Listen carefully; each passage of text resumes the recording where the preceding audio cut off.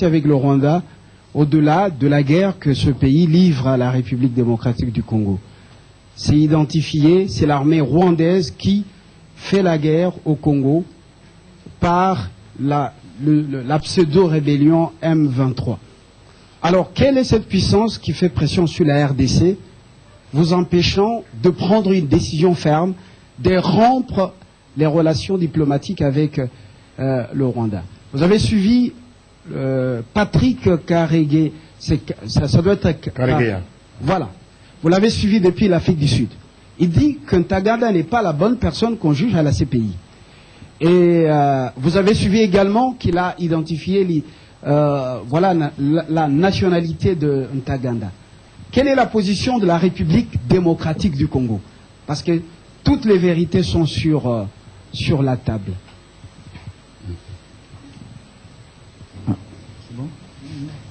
Monsieur le ministre, Blaise Poko de Lingala Facile.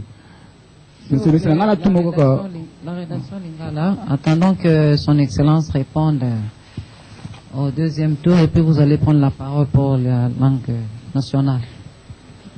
La question de Mirador concernant la multiplication des conditions par l'opposition, qu'il juxtapose aux règles du jeu que nous, majorité, nous voudrions fixer, et qui puisse confiner à une sorte de dialogue de sourds ou à une montagne qui va accoucher d'une souris.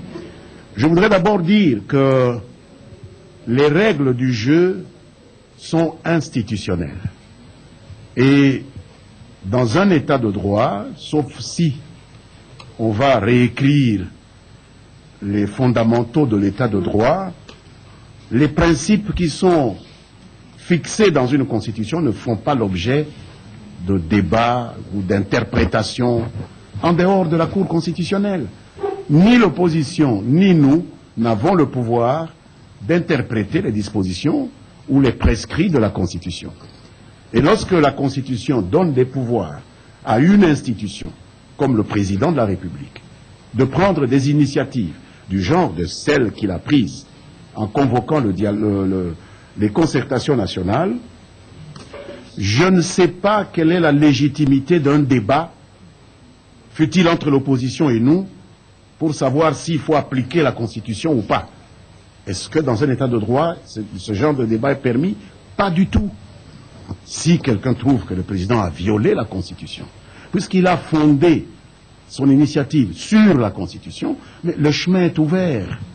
C'est à Gombe, c'est à moins de 500 mètres d'ici, que siège le juge constitutionnel. On peut leur poser la question de savoir si le président se trouve dans ses prérogatives constitutionnelles ou non. Donc ne mélangeons pas le débat juridique constitutionnel avec les arguties politiques. Nous pouvons dire tout ce que nous voulons en politique, mais lorsque vient le moment d'appliquer la Constitution de la République, je pense que le politique doit céder le pas à la rigueur de l'application du prescrit de la Constitution. Il n'y a donc pas des règles à fixer, non, la Constitution a déjà fixé qu'en pareil cas, c'est le président qui prend seul l'initiative. L'opposition veut que le président partage l'initiative avec elle, c'est-à-dire veut violer le prescrit de la Constitution. C'est ça que nous disons que ce n'est pas possible. Mais il y a d'autres choses qui ne concernent pas la Constitution, que l'opposition a dites, qui peuvent être rencontrées. Voilà tout ce qu'on peut dire. CCTV demande l'apport de la brigade internationale d'intervention dans les affrontements qui ont eu lieu à Goma. J'ai eu le temps de vous dire que les FARDC n'ont pas eu besoin d'en appeler à leurs partenaires de la brigade d'intervention. Si les FARDC avaient fait un tel appel, une telle requête, et que la brigade internationale s'était dérobée, nous penserions qu'il y aurait problème. Mais on n'a pas eu besoin de cela, mais la brigade d'intervention a suivi à la minute près tout ce qui se déroulait. La concertation était permanente, la coordination était permanente, les informations circulaient de manière très fluide, comme la résolution 2098 le recommande. Ils travaillent avec les FARDC. Donc nous n'avons rien à nous plaindre du comportement de la MONUSCO ou de sa brigade d'intervention. Hier, les choses se sont passées comme je vous l'ai dit. Si demain notre armée avait besoin d'un coup de main, nous n'avons aucune raison de douter que ce coup de main sera donné par la brigade qui est là pour ça, effectivement. Deuxième question de CCTV, s'agissant des concertations nationales, l'opposition accuse le gouvernement d'instrumentaliser la fragilité de la situation sécuritaire. Si je dois pénétrer bien le sens de cette question, cela veut dire que pour l'opposition, la situation sécuritaire n'est pas fragile. Qu'en réalité, ce pays ne court aucune menace. Que nous rêvons, nous sommes encore dans nos lits, lorsqu'on nous dit, que nous apprenons qu'un pays voisin a attaqué des positions, que 10 de nos militaires sont morts, c'est des rêves, il n'y a rien. Que 120 assaillants ont été tués, il n'y a rien. Qu'on a tué un chef de village à Kamango, non, c'est un rêve. Que 55 000 de vos compatriotes, des gens comme vous, ils ont le même droit que vous, d'être dans leur pays et dans leur village, sont en train d'errer dans les montagnes de Boudibungyo, où il y a des neiges éternelles, près du Rwenzori, non, ce n'est pas un problème, non, tout va bien, c'est le gouvernement qui veut instrumentaliser. Non, sachons de quoi nous parlons. Est-ce que ces choses sont réelles ou non? Est-ce que notre pays a été attaqué ou non? Est-ce que nous avons perdu plus de 5 millions de personnes depuis toutes ces dernières années ou non? Un Congolais ne peut pas réfléchir comme ça, sauf à vouloir faire le lit de ceux qui agressent le Congo. Et je suis sûr que quand l'opposition parle comme ça, il y a quelqu'un qui boit un verre de lait, quelque part, dans un pays voisin. Alors, vraiment, arrêtons d'aider les ennemis de notre pays. Alors, on parle de légitimité mal obtenue, mais qui décide de la qualité d'une légitimité dans un état de droit? C'est le juge constitutionnel. Quel est l'arrêt que vous pouvez citer, que l'opposition peut nous produire, qui indique que la légitimité des institutions actuelles a été mal obtenue? Zéro. Au contraire, toutes les décisions coulées en force de choses jugées par le juge constitutionnel indiquent bien que la légitimité des institutions qui sont en place est inattaquable. Le monde entier, que ce soit l'Afrique, que ce soit le Conseil de sécurité, reconnaît la légitimité de nos institutions. Alors, sur base de quoi? Est-ce que ces messieurs, parce que vous n'aimez pas quelqu'un, il suffit de proclamer comme ça, légitimité mal obtenue pour que ce soit vraiment une légitimité mal obtenue? Non, mal obtenue dans votre tête, parce que vous êtes mauvais perdant, parce que vous ne savez pas digérer une frustration électorale, voilà tout. Donc ça n'a rien à voir avec la réalité.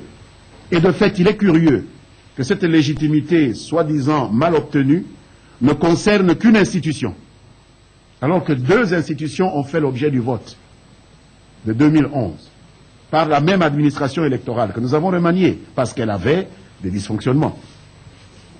Mais curieusement, la légitimité mal obtenue ne concernerait que l'institution président, parce que ceux qui contestent cette légitimité, eux, ils siègent dans l'institution Assemblée nationale, élus le même jour, par les mêmes électeurs, sous la conduite de la même administration électorale. Mais à qui fera-t-on croire une telle ineptie? Ça, c'est prendre les enfants du bon Dieu pour des canards sauvages. Ou bien toutes sont illégitimes, ou toutes sont légitimes. Et en fait, au terme de la décision de justice, toutes les institutions actuellement en place sont légitimes. C'est un débat qui n'a aucune raison de nous faire perdre du temps. La troisième question, chaque pays a des problèmes et on nous demande pourquoi le chef de l'État a besoin des autres et pourquoi faire. Mais quels autres? Le président de la République a lancé un appel à son peuple. Il ne faut pas que 300 messieurs à Kinshasa se réunissent et décrètent que c'est eux qui deviennent le peuple congolais. Le président a appelé tout le monde. Si vous voyez dans l'ordonnance, il y a des chefs coutumiers, ils se sont prononcés. Si vous voyez dans l'ordonnance, il y a la société civile, elle s'est prononcée favorablement. Si vous voyez dans l'ordonnance, il y a les institutions, y compris des institutions électives qui ont autrement plus de légitimité que d'autres. Alors, qui s'est prononcé? Parce qu'un segment se prononce, ça devient les autres. Non, le président veut toute la nation. Il n'a pas dit « je veux l'opposition politique qui va se réunir en conclave ». Non, c'est la nation congolaise. C'est tout le peuple congolais. Donc on peut avoir des nuances, on peut critiquer, c'est permis, mais prétendre qu'il n'y a que ces gens-là, quand on parle de la nation congolaise, ce sont ces gens-là et personne d'autre, je pense que c'est un peu excessif. Il faut trouver vraiment le juste milieu pour exprimer certains concepts lorsque nous voulons les exprimer devant l'opinion. On nous parle de grève des chefs de travaux de l'enseignement supérieur et universitaire. C'est un mouvement social. On ne peut pas en même temps dire que nous ne respectons pas les fondamentaux d'un état de droit, la liberté d'expression, et faire comme si on reprochait au gouvernement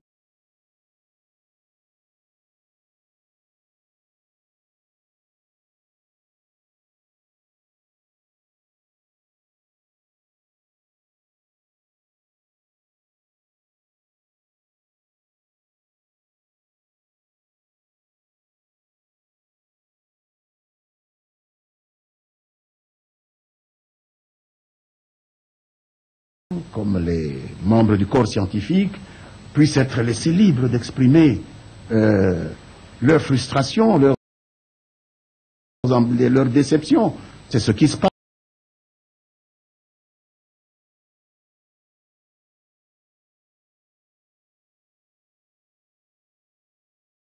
passe. Et ils discutent avec leur employeur qui est l'État. Et je n'ai aucun doute que, comme on l'a fait avec les professeurs, on trouvera un modus vivendi. Les sont allés se réunir avec les FDLR. C'est qui? Quel est le nom de l'officier qui est allé se réunir? Ça ne suffit pas. Donc il n'y a pas de preuve. Il y a simplement une gesticulation de propagande pour justifier ce qui est en train d'arriver aujourd'hui, pour qu'on puisse dire oui, on comprend quand même, ils se défendent, c'est pourquoi ils attaquent la RDC.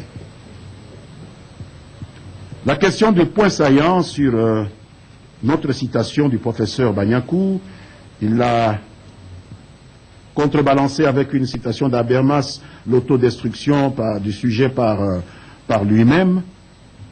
Eh bien, je pense que nous pouvons considérer que ceux qui veulent nous faire sortir de l'ornière de la consolidation des institutions que notre peuple s'est données sont en train de détruire, de scier l'arbre sur lequel eux-mêmes sont assis. Et dans la longue liste des exercices de concertation, de dialogue, de conférences que j'ai citées depuis 60, il est considéré que dans plusieurs cas, tous ceux certains qui ont initié ces dialogues, d'autres qui ont essayé de les récupérer en leur imposant des considérations qui n'avaient rien à voir avec les intérêts nationaux, ont été les premiers à pâtir de ces situations-là. Je ne vais pas revenir sur cette longue liste, mais vous-même, vous avez suivi que la plupart des gens qui ont mis en place ce type d'activité, à la fin, se sont retrouvés gros gens comme devant, accusant d'autres forces d'avoir raflé la mise. Conférence nationale souveraine. In fine, Mobutu est tombé. Est-ce que c'est les gens de la conférence nationale souveraine qui ont pris les choses en main? Non. On a accusé même Laurent Désiré Kabila d'être une sorte d'intrus, comme s'il n'était pas congolais.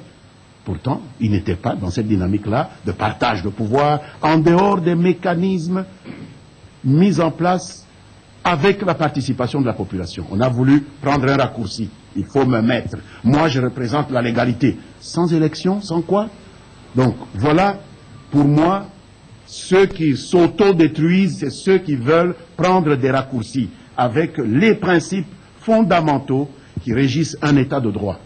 Et c'est ce que nous constatons dans certaines positions. Pas toutes, heureusement. L'opposition, dans certaines positions, a fait preuve de beaucoup de sagesse, mais dans certaines positions que je considère comme maximalistes, comme celles consistant à remettre en cause le pouvoir du président de prendre une initiative ou d'exiger que des étrangers viennent nous superviser. Donc là, quand même, c'est un peu excessif. Ils s'autodétruisent et je vous donne raison à cet égard-là. Vous dites nous avons des problèmes. Et vous listez dans ces problèmes les élections. Oui, nous avons eu un problème sérieux. Le vigoureux contentieux électoral qui a suivi les élections. Mais vous ne me direz pas que ce problème n'a pas été traité par l'instance qui est chargée par notre Constitution de le traiter. Si on a un problème de contentieux électoral, croyez-vous que c'est à l'opposition? elle-même partie prenante du contentieux, de traiter ce problème-là? Vous croyez ça? Que la majorité va accepter que l'opposition décide du résultat d'un contentieux électoral? Non. Pas plus que l'opposition n'acceptera que la majorité décide du résultat du contentieux électoral qu'il oppose, elle, l'opposition, à la majorité. C'est pourquoi la Constitution a confié ce problème à la Cour constitutionnelle.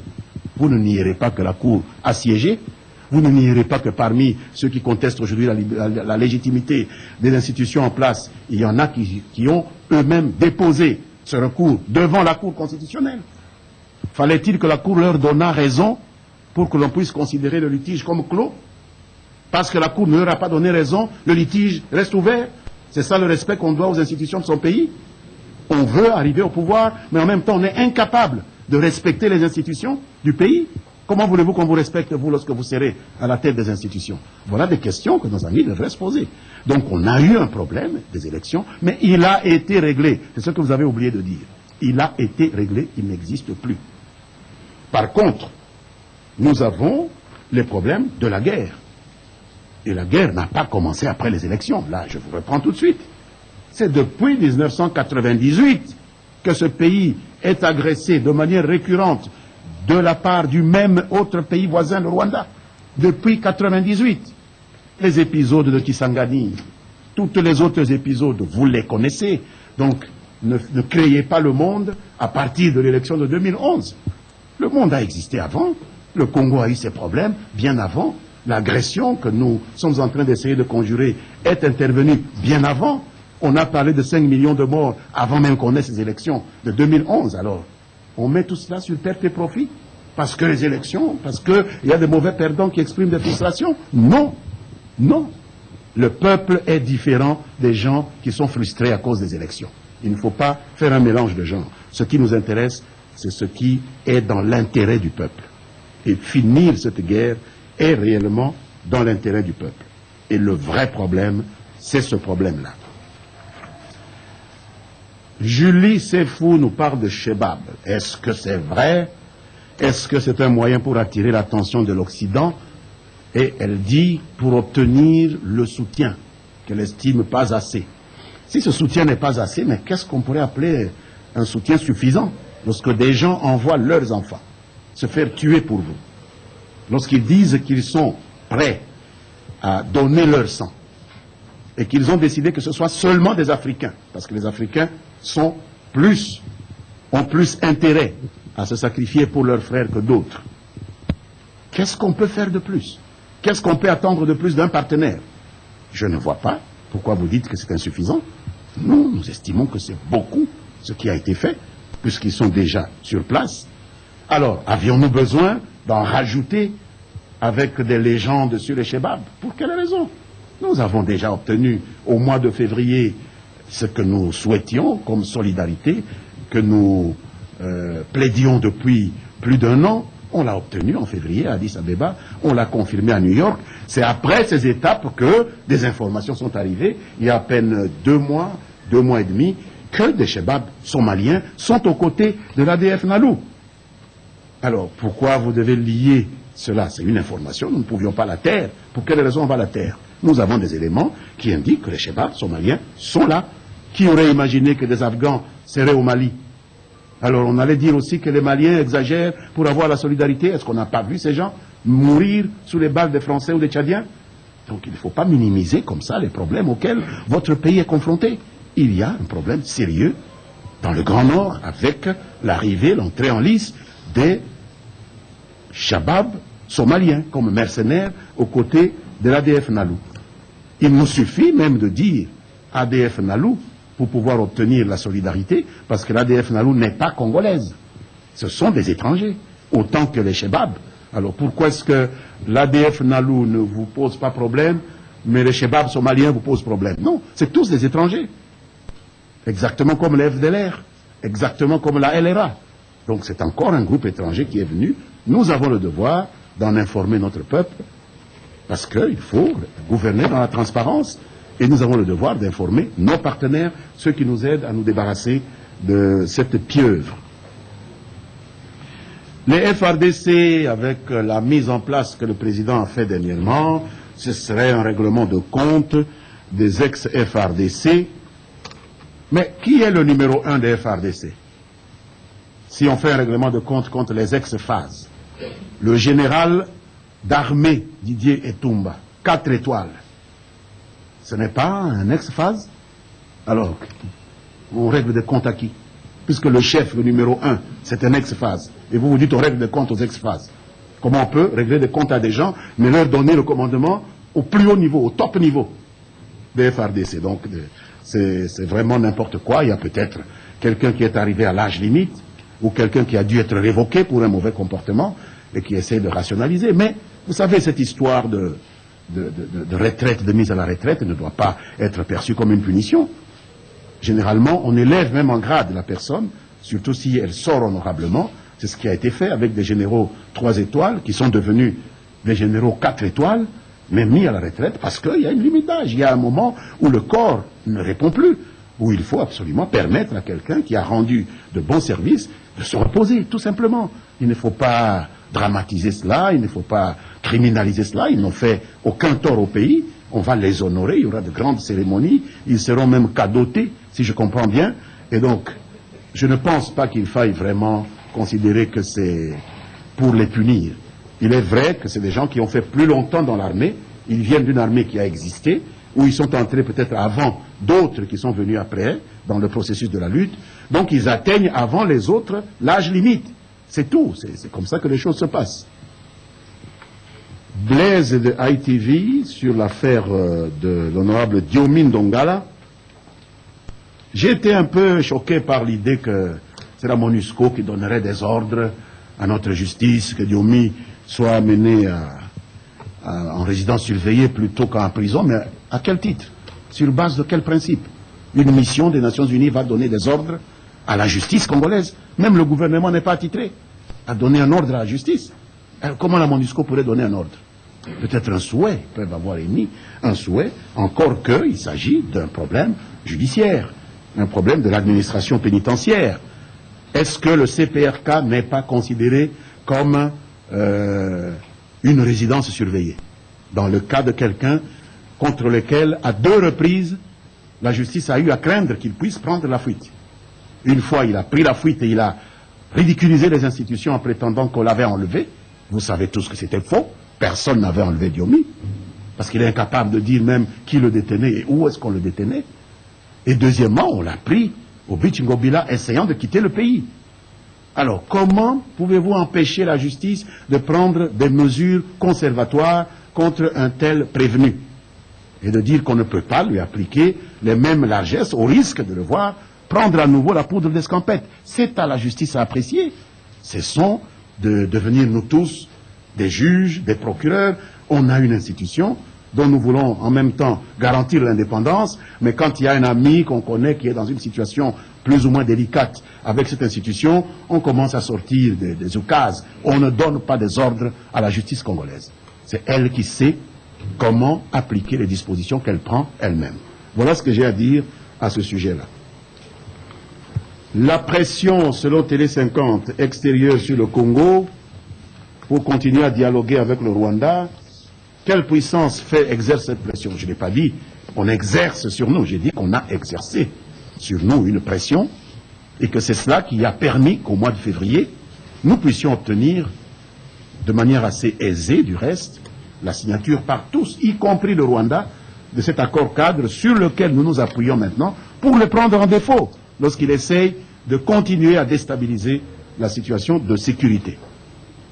Donc, il n'y a pas de pression. Nous sommes nous-mêmes convaincus qu'il est bon que celui qui, aujourd'hui, pose problème, puisse être avec nous dans les instances où nous cherchons la solution. C'est une conviction des autorités qui dirigent la République démocratique du Congo.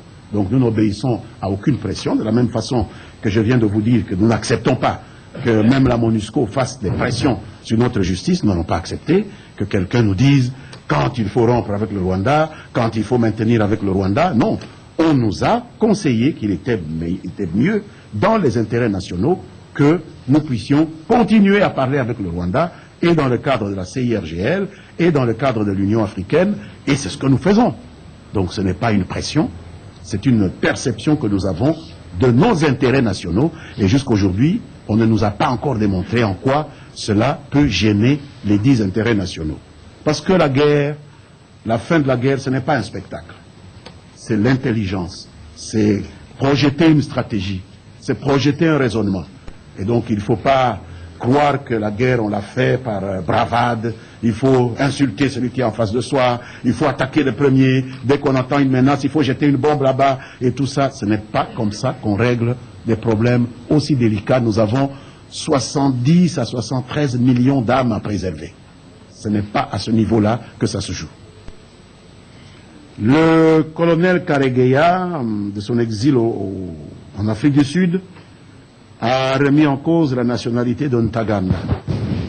Alors quoi? Vous voulez que le gouvernement interagisse avec le colonel Karegeya, personne privée, réfugié en Afrique du Sud? Quand il dit quelque chose, nous devions réagir? Non. Nous devons attendre. Nous avons dans nos registres de notre armée un certain Ntaganda Bosco de nationalité congolaise. Or, nous apprenons depuis, avant même sa fuite, et maintenant, avec la déclaration de Karegeya, qu'il serait un citoyen rwandais. Nous avons un élément qui peut nous permettre de confirmer ou d'infirmer cela. C'est la Cour pénale internationale, devant laquelle il va comparaître, ou il est en train de comparaître. Il y a une identification. La République est représentée par des avocats à la CPI. Nous saurons bien comment la CPI, qui est une institution, là, le gouvernement pourra s'assurer clairement, va identifier Ntaganda. Il peut être identifié comme Congolais. Ok. S'il est identifié comme non Congolais, nous allons tirer la conclusion qu'il a usurpé la nationalité congolaise, jusqu'à se faire nommer dans l'armée à des rangs très élevés. C'est une infraction. Vous le voyez ici avec les Chaloupa et les autres. Nous ne laissons pas passer ce type d'infraction. Il sera poursuivi à ce moment-là. Mais polémiquer, parce qu'un colonel en exil en Afrique du Sud a dit que Ntaganda est chose, non, c'est une information. Nous l'avons déjà eue. Nous attendons de la confirmer pour en tirer les conséquences en termes institutionnels. Voilà ce que je peux dire à ce sujet-là. Et je voudrais recevoir notre ami de Lingala peut-être dans mon bureau. C'est beaucoup mieux pour moi. Merci encore. Eh bien voilà, mes téléspectateurs, le point de presse du ministre Lambert Mende Omalanga, notre tour de table. Tosela koko mamenga panzi balondi ba editan setu sangani wa mukomino walingwala mwaba udi chibambalu chia bafunyi mwana chibangumu mudi chikumambira obukalenga ufuma kujenza muyi kumperka baka mulakamba bafunyi mwana chibangumu bonso batwilanga na mabeo wakudi nyanze mene nibidi mwanda wakumpala ngwa chilumbu cha mvite limitwele kudibena M23 ditu kudia makelo wadi alimingo kubanga fedi badi kuminisa tutono kudi kumidi badi kumini nayi wakumapingaja ne wakudi chilumbu cha bena chilumbu cha di tuilanga na kumesa ani concertation chili fumari tunga mwali lumila bwase batuilanga na lambere mendo waleji bwane mvite limitwela masala ditu ngada kongote mkateke yeji mwamosi mwakwenza bwakumwana mwakuke peshe chilumbu cha bantombo jaba bantombo jimba folika mna kumyabiti bakwata bakwa bafita fadi kumi ne baleje se bidibi kengala bwabana bali tunga badiswika mu dilwanga ne mvite yi bwakumwana mwakufe bantombo jaba ba M23 bali munda mwali tunga kongote mkateke ne waleje kabidise bwa chilumbu cha litu nana kumesa chili mfumo wali tunga mwamba bidibi kengala bwa bana bali tunga bonsu tuanje kudagala bidibi to abanya tuswika kana bonsu mwaba umwa tu yelu mwabuto kubuchalu kasa bwa kumana mwakwifata mulishi tushala twetu ngaitu mwanda mwali tunga bakutangilia tumyanda mei makule